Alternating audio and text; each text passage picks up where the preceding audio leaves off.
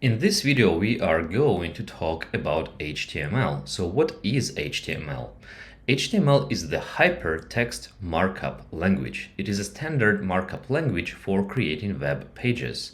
Every HTML document consists of HTML elements represented by the tags, attributes, and tag contents.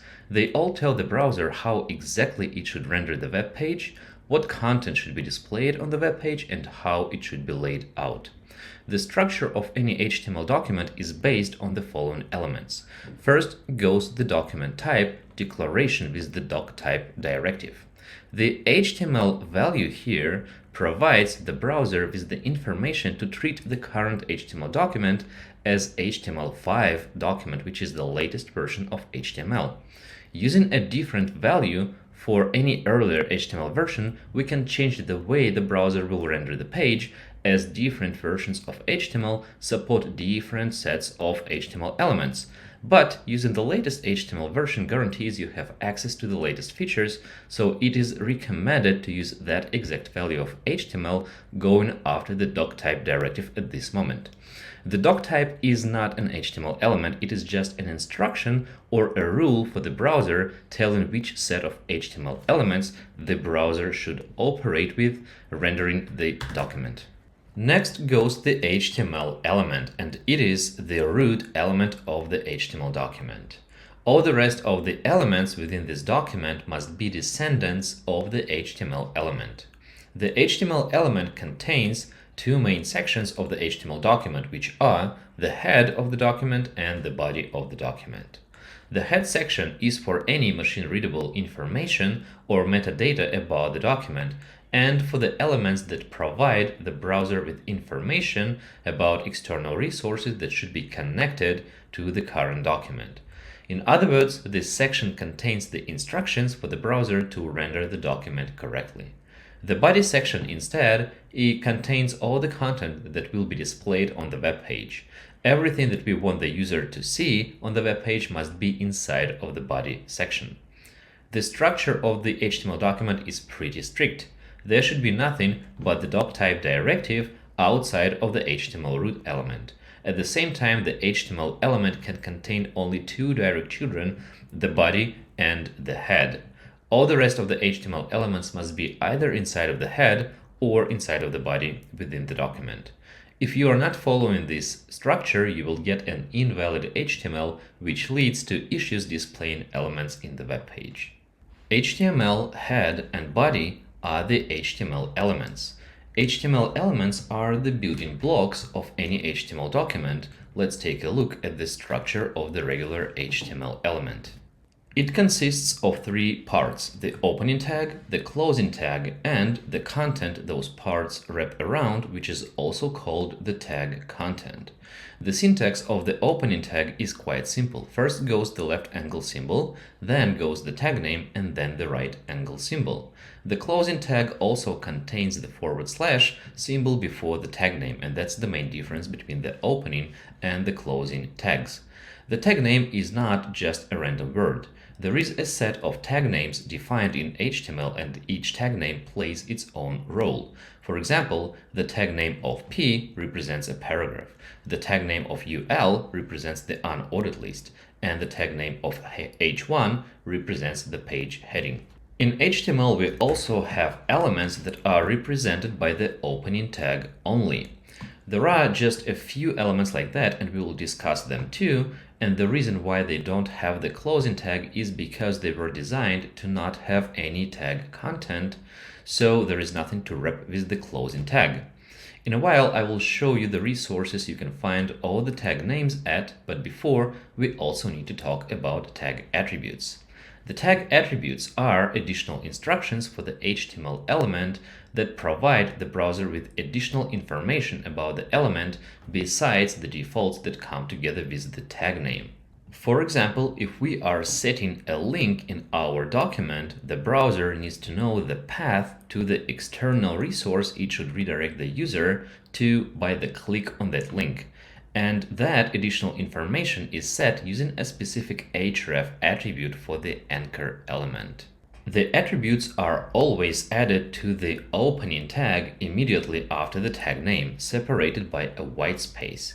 The proper syntax of an attribute includes the attribute name, then the equal symbol, also known as the assignment operator, and then the value of the attribute wrapped by double quotes. Every HTML element can have multiple attributes. The only rule here is that you cannot use the same attribute twice within a single element. The first one will be added to the context of the HTML element, and any next same attribute inside of the same opening tag will be ignored. There are two types of attributes in HTML: the global attributes and the tag-specific attributes. The difference between those is that global attributes can be used for any HTML element, while the tag-specific attributes can be used for a specific HTML element. If a tag-specific attribute is used for the HTML element it does not belong to, the browser will ignore that attribute when it renders the page. Every HTML document needs a minimum set of HTML elements to let the browser correctly render this document. This set has the name of HTML boilerplate, and every HTML file should start with adding such a boilerplate. This code here represents the default HTML boilerplate you can add to your document using the internal VS Code IDE snippet auto-completion tool, and it reassembles the HTML document structure we have discussed. In terms of the HTML element structure, it has the HTML element, which is the root element of the HTML document. That element consists of the opening tag, of the closing tag, and of the content that is represented by the valid children for the root element. It also has an attribute with the name of lang and the value of en, which is short for English, and it tells the browser that the content inside of this element is in English language. As you remember, the valid children for the HTML element are the head and the body. The first child here is the head element. It contains some instructions for the browser to render the page correctly. The first instruction is provided through the meta element with the attribute of charset. It tells the browser the encoding type of the current document.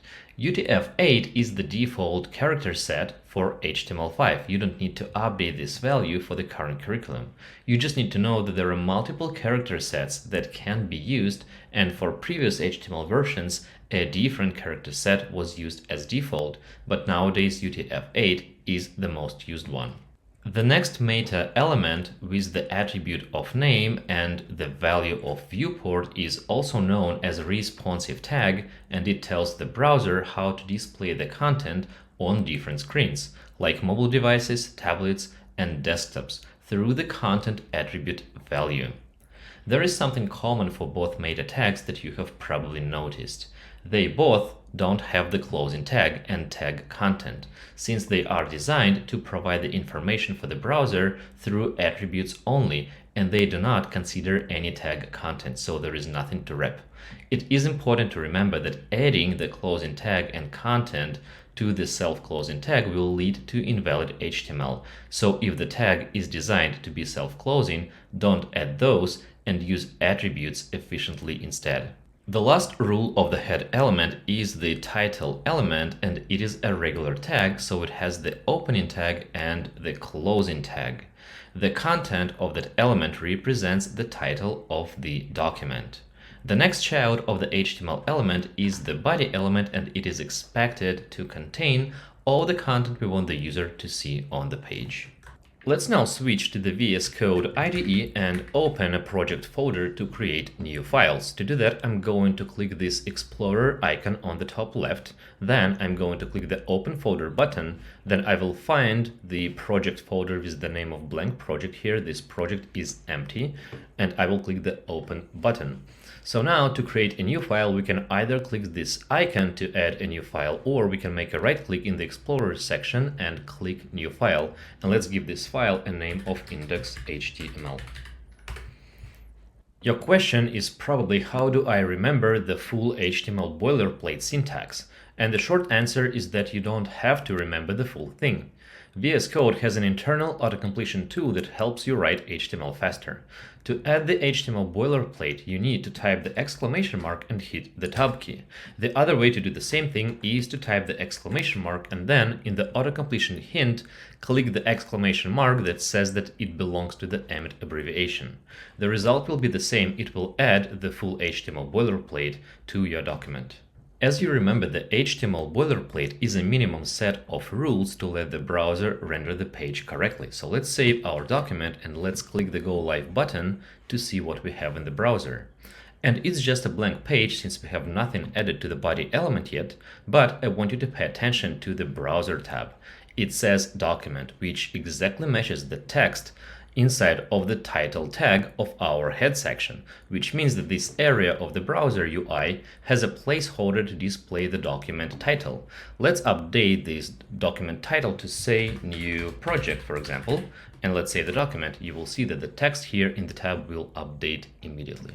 Let's now add some HTML elements to our document, and as you remember, all the content we want to be displayed on the web page must be inside of the body element. So let's create a new line and let's set the first HTML element, which is going to be the page heading element, and it's represented by the element with the name of H1. There are two ways we can set this element to our document. The first one is we can start typing the full syntax of the HTML element, starting with the angle left symbol, then the element name, which is H1, and then the angle right symbol. And as you can see, VS Code helps us here creating the closing tag. So the last thing we need to make here is to actually add some content to this element. Let's type page heading. The next element we are going to create is the paragraph element, and it is represented by the HTML element with the name of P. And again, I will just type P and then I will hit the Tab key and it will create both the opening and the closing tag for me. So to generate some random text in HTML, we can use the auto-completion syntax again. So let's say to create the text with the length of 10 words, we can type lorem and then the number of 10. Then I will hit the Tab key and it has just generated the random text of 10 words for me. Then the last element here we are going to try is the anchor element, and what's specific about the anchor element is that it has a required attribute of href to set the path where the user will be redirected once they click the link. And by the way, the anchor element represents a link in HTML. So the autocompletion syntax will actually not only create the opening and the closing tags for us, it will also add all the required or important attributes that belong to this element. So let's type A and then hit the Tab key. And as you can see, it has created both the opening tag, the closing tag, and it has added the required attribute of href for us. Let's add the text of some link to this element. Once I save this document, we will see some content to appear on our web page, and we have the page heading, then goes the paragraph of text, and then goes the link. And as you can see, the content on the web page follows the order of the HTML elements we have added to our document. So to make sure this link actually works, we can add the value to the href attribute saying that the user is expected to be redirected to the google.com page. Let's now save the document and let's click this link and you will see that it will redirect us to the google.com page. So one more thing I wanted to explain here are the attributes, and as you remember, there are some specific rules to add the attributes. So first of all, the attributes are being added to the opening tag, right? And let's add the ID attribute with the value of text1. And as you remember, if we declare the same attribute with a different value, it will be ignored. Let's actually test this. So I will set another attribute of ID with the value of text2.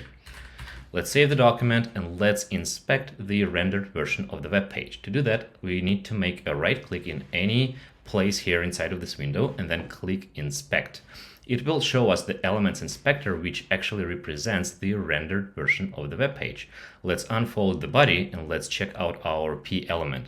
It doesn't have the ID of the text2, which proves that the first ID of text1 was added and the second one was ignored. Basically, it means that the browser engine is smart enough to fix some small issues for us, but we should never rely on the browser engine. We should write valid HTML instead. There are two sources you can get information about HTML elements and their attributes from. So the first one is the w3schools.com. documentation, which is a super beginner friendly documentation that explains the basics of HTML or CSS. So here on this web page, let's click the HTML navigation item in the top left, and it will show us the documentation page that contains multiple sections. And if you are totally new to HTML, feel free to start with the HTML tutorial, go in section by section that will teach you to the basic concepts of HTML, and then you can switch to more advanced concepts in the later sections. The next resource is the MDN documentation, which is short for Mozilla Developer Network. And this documentation explains HTML, CSS, and JavaScript with a bit more details. To find all the HTML elements description at MDN, let's open the new Google search page and type HTML elements space MDN and hit enter. The first link here saying HTML elements reference is exactly the link we are looking for. Let's click this link and it will open the page that describes pretty much most of the HTML elements you can use in your HTML document. So let's scroll down to the content section and we will find the heading 1 element that we have used in our document. Then scrolling down to the text content, we can find the paragraph element. Clicking the element name, it will open the specific HTML element documentation page for us. In this case, we have the paragraph element documentation page, and every HTML element's documentation page contains the HTML element description. Then it has some interactive example that shows the usage cases of this HTML element, and it's interactive, so we can actually play around with code here. So as you can see, we have 2 paragraphs on the right and 2 paragraphs set in the HTML structure. So we can copy the last paragraph and duplicate it, pasting it after the previous one. So now as you can see, the 3rd paragraph has just appeared here on the right. Then you will find the technical summary table that actually shows some important data for us. So first it shows the permitted content, and it actually describes what type of the content can be a valid content for this specific element, so what we can have inside of the paragraph. And then it also shows us permitted parents, and these data describes what other elements can contain this current HTML element, so what are the valid parents for the paragraph element. And then you will find the section of attributes that actually tells what attributes belong to this element. And in this specific case, it says this element only includes the global attributes. So the paragraph element doesn't have any tag specific attributes. But let's actually talk about the anchor element we have used in our document. And to find the documentation about anchor, we can open a new Google search page and type A space MDN. And this is, by the way, the common way to find the documentation about any specific HTML element. You just type the name of the element, then space and MDN. And the first link should always be the link to the Mozilla Developer Network documentation. So let's click this link and scroll down to the attributes.